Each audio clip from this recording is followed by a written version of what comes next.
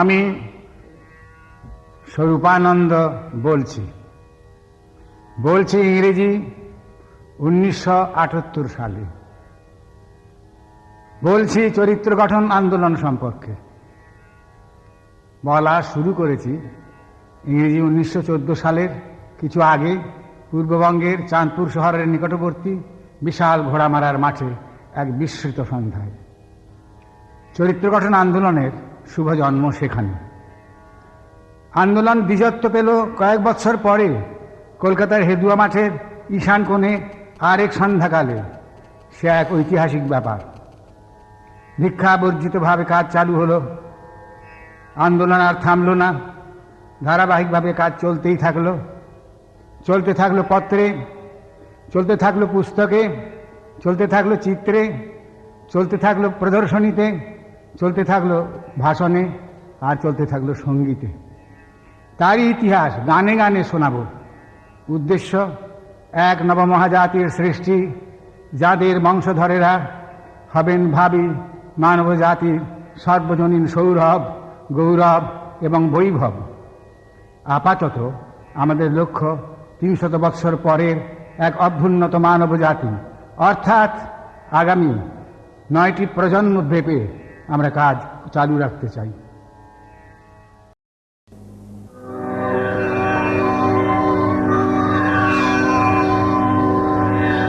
আবাদ করতে মন ছিল না বন্ধুকে একে এসে, চাষার বিদ্যা শিখিতে হবে বললে হেসে হেসে।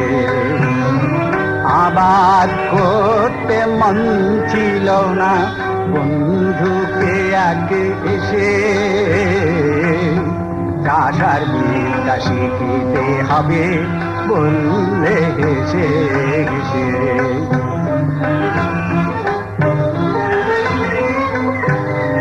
বজ্র কঠিন এই পাথরে খুঁজিবে রে ফুল ধরে ধরে। বজ্র কঠিন এই পাথরে খুঁজবে রে ফুল ধরে ধরে। মরুভূমির শুষ্ক বেলা সাজিবে সবুজ বেশে। মরুভূমির শুষ্ক বেলা সাজিবে সবুজ বেশে বললে হেসে হেসে। আবাদ করতে মন ছিল না বন্ধুকে আগে এসে, চাষার বিদ্যা শিখিতে হবে বললে হেসে হেসে।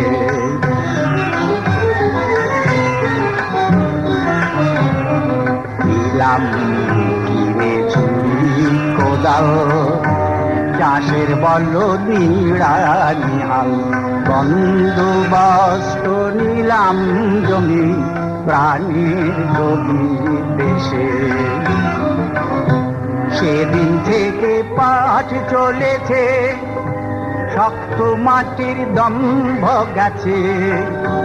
বীজ বপনের বেলায় যে গোল লাগে অবশেষে। বীজ বপনের বেলায় যে গোল রিং ক্লিং শ্রিং ওইং ঘুম রাং ক্রিং হং। বীজ বপনের বেলায় যে গোল লাগল অবশেষে। আবাদ করতে মন ছিল না বন্ধুকে একে এসে, চাষার বিদ্যা শিখিতে হবে বললে হেসে হেসে। আবাদ করতে মন ছিল না। মনের জমির তো পাঠ চলল, কিন্তু কোন বীজ এতে বপন করব? বীজে বীজে দ্বন্দ্ব, বীজে বীজে পার্থক্য। শাক্তের, শৈবের, বৈষ্ণবের মন্ত্র আলাদা আলাদা। হিন্দুর, মুসলমানের, ইহুদির আর খ্রিস্টানের মন্ত্র এক নয়। কোনটা ধরব, কোনটা ছাড়ব? কোন বীজ সব ঋতুতে বপন চলে, কোন বীজ সব মাটিতে ফলে? একটা একটা করে ভিন্ন ভিন্ন নাম জপ শুরু হলো। প্রত্যেকটি নামের অন্তঃপুরে প্রবেশ করার চেষ্টা চলল। পরীক্ষা চলল, সমাধানও এলো। দ্বিধাদ্বন্দ্ব কেটে গেল। একটিমাত্র বস্তুর ভিতরে সর্ববস্তুর উপস্থিতি, একটিমাত্র তত্ত্বের ভিতরে সর্বতত্ত্বের প্রতিশ্রুতি এবং পরিণতি, একটিমাত্র মন্ত্রের ভিতরে সর্বমন্ত্রের বিরাজমানতা ও পরিপূর্ণতা স্পষ্টত উপলব্ধ হলো। নির্ভুলভাবে জানা গেল সব মন্ত্রই এক মন্ত্রই সব। উল্লাস ভরে গেয়ে উঠলাম, পেয়েছি ভাই আসল বীজের, পেয়েছি সন্ধান।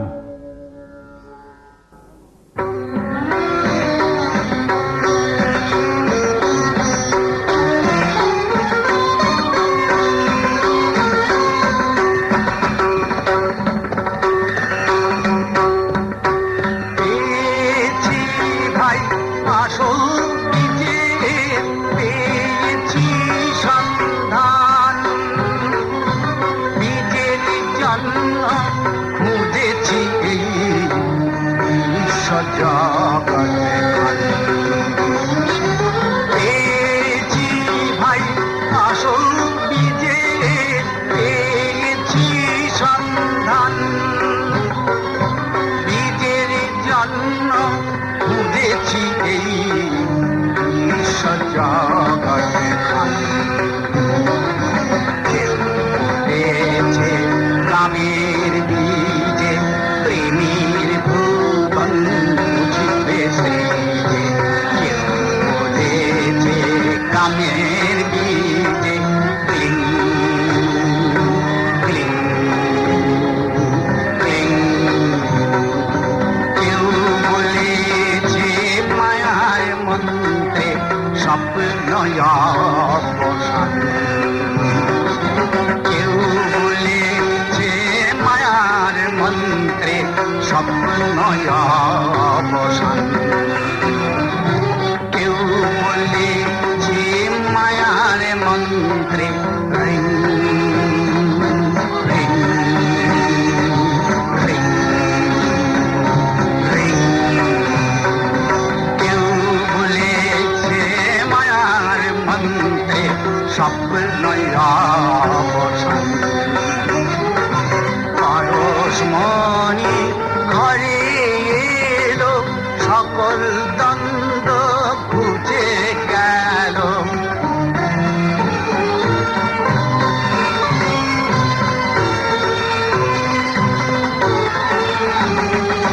পরশমণি ঘরে এলো, সকল দ্বন্দ্ব ঘুচে গেল। পরশমণি ঘরে এলো,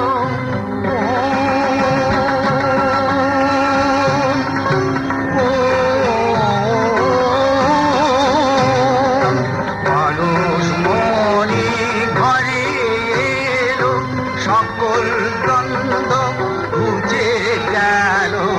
অভয় পরাণ সবার সুখে করল আত্মদান। অভয় পরাণ সবার সুখে করল আত্মদান।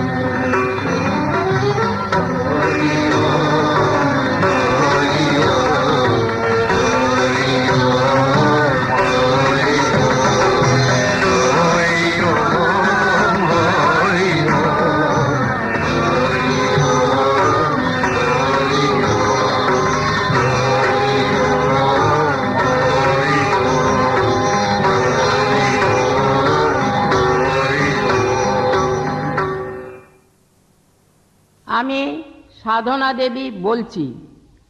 আজকের এই পুণ্য মহাসভায় যোগদানের জন্য নিখিল ভারত অখণ্ড মণ্ডলীর পক্ষ থেকে আপনাদের প্রতিজনকে আন্তরিক ধন্যবাদ জানাচ্ছি।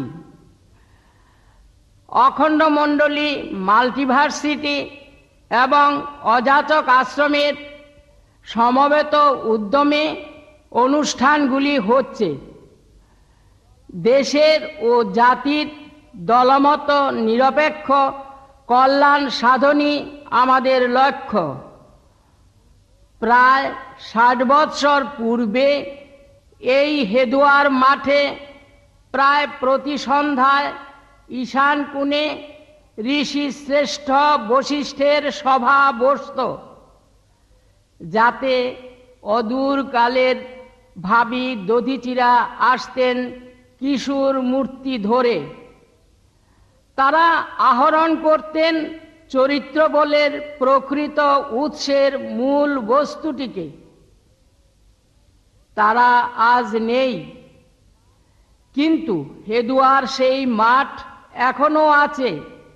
হেদুয়ার মাঠের তৃণগুচ্ছগুলি অনেক দিনের অনেক সর্বত্যাগী তরুণ তাপসের পুণ্য মূর্তি এখনো ধ্যান করে। সেই সকল ত্যাগী স্বদেশ সাধকদের চরণ উদ্দেশ্যে আমি একটি ভক্তি নম্র প্রণাম না রেখে পারছি না। জাতি যখন জাগে তখন সেই জাগরণের কতগুলি বাস্তব লক্ষণ চতুর্দিকে ফুটে উঠতে থাকে। তার চারণেরা মধুর কাকলিতে উষার আকাশ মুখরিত করে দেন। তার দ্রষ্টারা পূর্ব গগনে অঙ্গুলি নির্দেশ করে সবাইকে বলে দেন, ওঠো, জাগো, করো কাজ, মহিমা বিশাল। এই মাত্র যে সঙ্গীত কয়টি হলো, তা একদা এক শুভ প্রভাতের মধুপ গুঞ্জন, একদা এক পুণ্যময়ী উষার বিহগের গান। জাতি যখন জাগে তখন দধিচির ন্যায় পরার্থে আত্মদানের জন্য কারাকারি পড়ে যায়। জাতির জাগরণের ইহাই লক্ষণ। একদা আমরা জেগে উঠেছিলাম, তাই আজ জাগরণ যুগের বিস্মৃত সঙ্গীতগুলি শুনতে আমাদের ভালো লাগে। দধিচি একটি নাম, যেই নামটি ভারতীয় চিন্তার জগতে একটি অপ্রতিদ্বন্দ্বী নাম, একটি আদর্শ নাম, সহস্র যোজন দূরে স্থাপিত একটি মাইলস্টোন। নিজের স্বার্থের জন্য নয়, জগতের স্বার্থের জন্য জীবন দান এর বিশেষত্ব। ছোট দান দিয়ে সে তুষ্ট নয়, বৃহত্তম দান, মহত্তম দান, সর্বস্ব উৎসর্গ করা দান হচ্ছে এর বিশেষত্ব। দান করব, প্রতিদানে কিছুই চাইব না। ধন না, মান না, যশ না, প্রতিপত্তি না, চাইব না কর্তৃত্ব, চাইব না নেতৃত্ব, চাইব না রত্নখচিত স্বর্ণ সিংহাসন, চাইব না ইতিহাসের স্তুতি, চাইব না শ্রেষ্ঠত্বের স্বীকৃতি। এরই নাম দধিচির দান। শ্রী শ্রী বাবামণি তার অখণ্ড সংহিতার বাণীতে দধিচির এই পরিচয় দিয়েছেন। দধিচির দান কি সবাই দিতে পারে? পারে কি চরিত্রহীনেরা? না, পারে না, নিশ্চয় পারে না। দেশ আজ চূড়ান্ত চরিত্রহীনতায় হাবুডুবু খাচ্ছে। সুতরাং আমাদের চরিত্র সাধনার আজ যে সত্যই প্রয়োজন, এই বোধটি মানুষের মনে জাগিয়ে দেবার আগ্রহে আচার্য স্বরূপানন্দের এই সুমহৎ আন্দোলনের আত্মপ্রকাশ। অন্যান্যদের রাজনীতি, সমাজনীতি, ধর্মনীতি প্রভৃতি কোনো নীতির সঙ্গে বিরোধ না করে বা অন্তরঙ্গ না হয়ে তিনি নিরপেক্ষভাবে এই একটি কাজ দীর্ঘকাল ধরে করে এসেছেন। সেই সীমাবদ্ধ আয়তনের ক্ষুদ্র পরিসর আন্দোলনটিকে দেশব্যাপী করার আগ্রহেই আমরা আন্দোলনকে চালিয়ে যাব। এমন এক মহাপুরুষ এই আন্দোলনের কর্ণধার হয়েছেন, যিনি